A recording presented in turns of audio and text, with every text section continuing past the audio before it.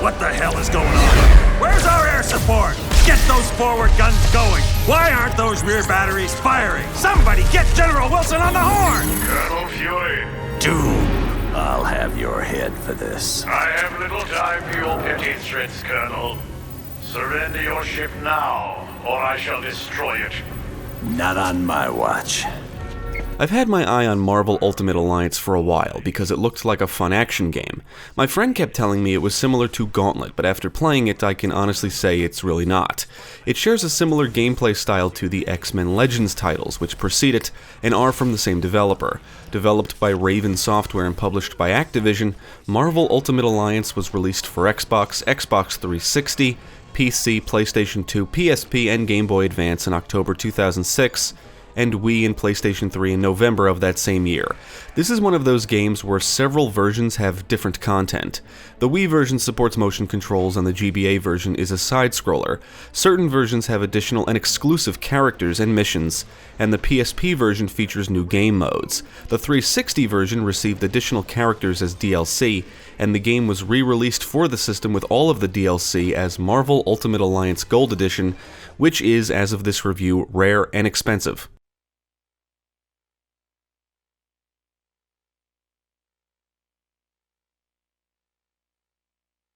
But wait, there's more. Marvel Ultimate Alliance and its sequel were remastered and released for PlayStation 4, Xbox One, and PC in July 2016.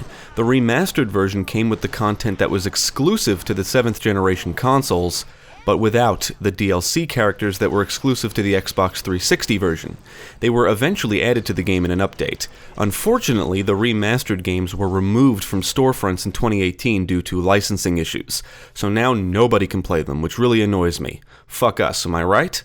But that's a topic for another time. Actually, if you already own them, you can still play them. I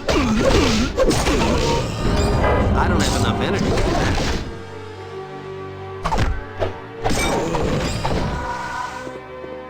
For this review, I played the PC version. Now, typically, I select the version that has the most content, the definitive edition, if you will. In this case, I believe that would be the remastered game, which is no longer available as of this review, and the runner-up would be the Gold Edition. But because of how rare and expensive it is, I decided on the PC version. It has the benefit of being customizable, and does have a large modding community. You can find and download different characters and roster packs, including characters featured in the other versions, plus skins, boosters, sounds, and other custom stuff. After I beat the game, I installed the 50 roster hack mod, just to check it out, and was impressed with how well implemented the additional characters are. Now let's take a look at Marvel Ultimate Alliance and see what it's all about. Excuse me, is this the ferry to Staten Island?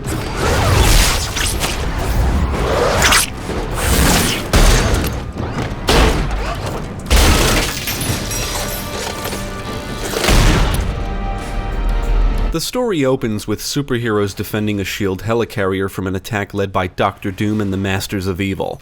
Afterwards, Nick Fury is given permission to form a task force to fight the new threat. The heroes are sent on various missions, and the ending you see will depend on which optional missions you complete. Most of the voice acting is actually pretty good, and the actors did the best with what they had to work with. Some interactions will differ depending on which heroes are chosen, which I thought was neat. I enjoyed the story and campy dialogue, but some of it feels like forced exposition. Now, I won't lie and say I'm familiar with every single playable and non-playable character in this game, so if you're like me, you might find the game educational if you have at least a passing interest in Marvel content. And prove their courage one last time. I can see a fire around them, a death glow, that signals the warrior is close to the end. Few other gods have this power. Marvel Ultimate Alliance is an action RPG and supports up to 4 players. The story plays out in acts, and your headquarters moves to a different location in each act. This is where you can interact with NPCs, play trivia, and accept missions. The missions will take you to various different locations. S.H.I.E.L.D. access points can be found in the environments and act as save points, and are where you can swap out team members and their outfits and fast travel to others you've discovered. These access points aren't everywhere, but checkpoints are pretty frequent, and you can open up a portal which will take you back to your headquarters if necessary.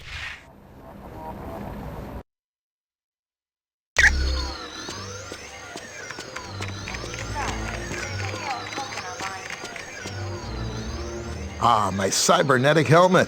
Thanks a lot. I owe you one. When playing solo, you'll control a team of 4 heroes and can switch between them during gameplay. You can run around, block, dodge, jump, double jump. Some heroes can fly, and they can each perform light and heavy attacks, and combine attacks together to perform special attacks. You can disarm enemies and pick up and use weapons. Each hero can unleash their own set of powers, and it's these powers that make each hero unique. You can execute extreme powers and even combine them for a coordinated and devastating attack. Health and energy can be restored by collecting red and blue orbs, which are often dropped by enemies and are revealed by breaking items. Shield credits can be acquired the same way and act as a form of currency that can be spent on upgrades. The humans are here!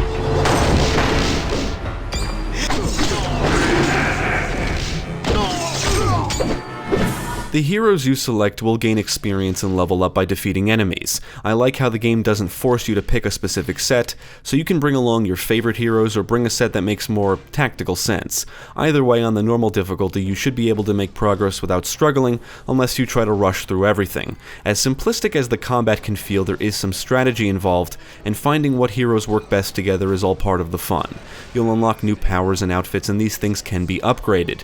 You can set the game to auto-upgrade powers, or you can upgrade them manually. Outfits not only alter a hero's appearance, but also come with their own perks that can be upgraded by spending credits. Furthermore, you'll acquire gear that offer different bonuses when equipped. Gear can be sold, and some gear can only be equipped by certain heroes. Ms. Marvel. The roster of heroes is rather large, and many of them need to be unlocked. You'll get to play as Iron Man, Spider-Man, different X-Men, members of the Fantastic Four, even Ghost Rider and Blade, which are 2 of my favorite Marvel heroes. If you choose a specific set of heroes, you'll receive extra bonuses. At a certain point, you'll be able to create your own Marvel team. You can create one from scratch or choose from a pre-existing Marvel Comics team. The team you create will gain reputation by completing various tasks, and when your team level increases, you can spend a skill point to upgrade different aspects of your team. It's actually a pretty neat feature.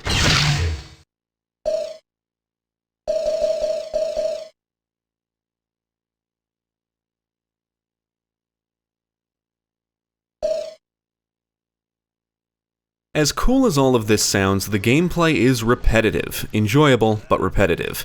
It doesn't matter what heroes I selected or what mission I was on, it always felt like I was doing the same thing. Every location features a ton of enemies to defeat, bosses to take down, and objectives to complete. You'll be doing a lot of button mashing from beginning to end.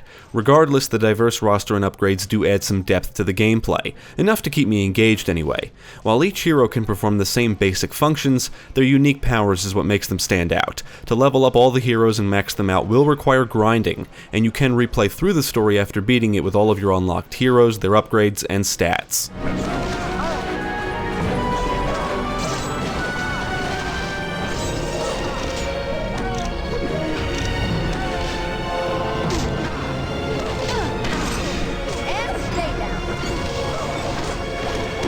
Now, one of my biggest complaints with this game, or specifically this port, is the controls. You can play with a keyboard and mouse, and it also supports controllers. I played with an Xbox Series X controller, and many of the button icons do not reflect the right buttons. I did some research, and this problem has been a thing for a long time. It can make QuickTime events very frustrating. I do want to mention that after installing the 50 roster hack mod, I noticed the button icons were corrected. Another gripe I have is that the camera can sometimes get wonky, and during certain cutscenes or encounters, it doesn't always focus on what it's supposed to. Plus, when the action gets crazy hectic, it can be easy to lose track of whatever hero you're controlling. Now, none of these things ruined the game for me or anything, but the wrong button icons is a significant problem. I don't have enough power.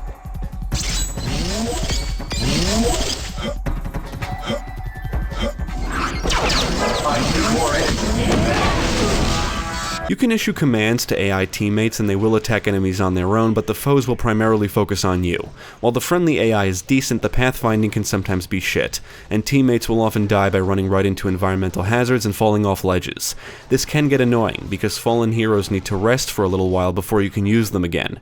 Actually, NPC pathfinding in general is not the greatest. I frequently witnessed characters get stuck on things when walking around.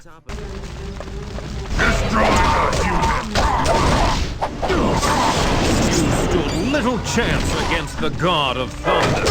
You grow weak. Marvel Ultimate Alliance has its flaws, but it's also rich with plenty to see and do. It's basically Marvel porn. Answering the trivia questions correctly grants your heroes experience, and you really need to know your shit to answer some of these. The game throws around a lot of Marvel terminology, and NPCs will tell you about themselves, their origins, and relationships. You can find and collect sketchbooks, which unlocks artwork, and simulator discs, which unlocks comic missions. These are like special challenges, and most of them will grant you rewards when you reach the appropriate scores. Furthermore, these are a great way to level up heroes.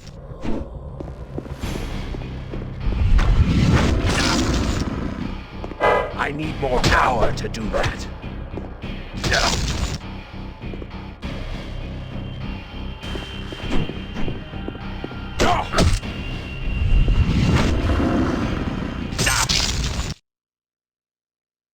There are 3 difficulty modes, and the hardest needs to be unlocked. I would say the difficulty remains consistent and fair throughout the entire game, at least on normal. I was able to swap out heroes often and still progress without too much trouble. Heroes that you use frequently and are leveled up will often fare better than those that are not, but I found that they will catch up pretty quick. Enemies can have special attributes like enhanced damage and regenerating health, and some are vulnerable to certain attacks. They'll come at you with weapons, some carry shields, and others can fire projectiles. Knowing when to attack, block, and dodge is sometimes very important, especially if you get overwhelmed. But oftentimes I was able to just tank damage and mash buttons to defeat enemies. It's the powers that can make a big difference. When upgraded, some powers will cut through enemies like a knife through butter.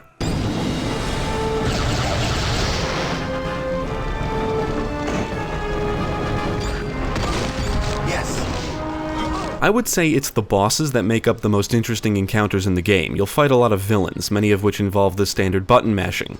Others require a little more thinking. Many of the significant bosses have a gimmick, something you need to do to inflict damage or make them vulnerable. Unfortunately, some of these battles are tedious, and many involve quick-time events, but I found a lot of them to be enjoyable, and at the very least, they offer a break from the normal button mashing gameplay.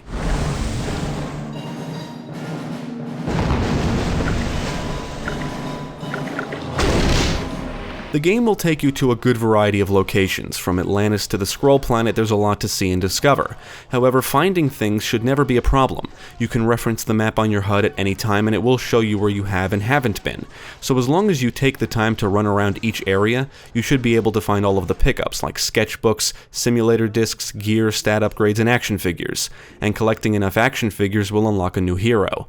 There's a lot of optional missions and objectives to complete. Objectives will require you to defeat certain enemies, retrieve items, and destroy and activate things. You will have to solve some basic puzzles here and there are secret areas to find, and you'll want to avoid the many hazards you come across, which is usually not that difficult, although AI teammates might have some trouble. Warriors, attack! Marvel Ultimate Alliance is a colorful game with a lot of diverse environments. Everything looks good from a distance, but whenever the camera zooms in on anything, that's when the game really shows its age. Other than that, it doesn't look bad, but I do kind of wish the developers went with a cel-shaded style, similar to the presentation in X-Men Legends 2, for a more comic book feel. From what I read, they almost did, but the idea was scrapped before release. Now, I can't confirm if it's just my copy or the PC port in general or something else, but based on my experience, the audio mixing is not very good. Sometimes the music volume would suddenly increase, and there were several interactions that were drowned out by music. If it wasn't for the subtitles, I would have no idea what was being said during these sequences.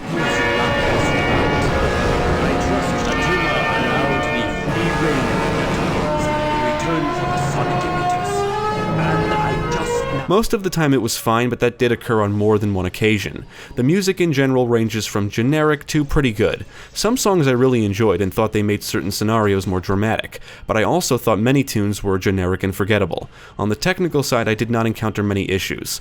Parts of the HUD went missing a few times, which may or may not have been the result of me alt-tabbing, which I resolved by exiting and relaunching the game. Other than that, nothing hindered my experience.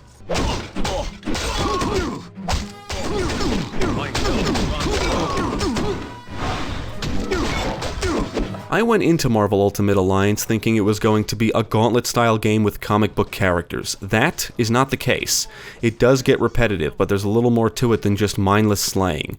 It is a button masher, and if it wasn't for each hero's unique powers, they would all very much feel the same. There is some strategy and depth to it, but I think it's obvious the developers wanted it to be more accessible than anything else. It's a fun superhero action game with role-playing elements. What's most impressive is the amount of content and all the series represented. From the storyline to comic book missions to the extras, there's a lot of stuff here Marvel fans can appreciate. And whether you're a Marvel fanatic or only care about a few heroes, there's bound to be at least one character you're familiar with, whether they're playable or not. Even if you don't care about Marvel in general, if you like this style of gameplay, there's a lot of it, and you're in for quite an adventure. I think it could have used a little more polish in some areas, and it's probably more enjoyable if you have friends to play with, but whether you do or you don't, there's a lot of fun to be had, and it's got plenty of replay value. Yeah, sure.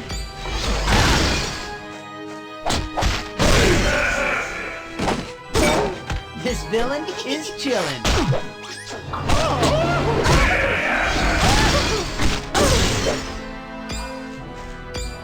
I would recommend Marvel Ultimate Alliance to fans of Marvel and action games. If you don't know which version to get, I would say get the PC version just because of the mods alone. The base game doesn't come with anything exclusive, but you can always download additional characters and other mods, and the community is still going strong from what I can tell. As far as video games based on comic books go, I would say Ultimate Alliance is one of the better games out there. Definitely check it out.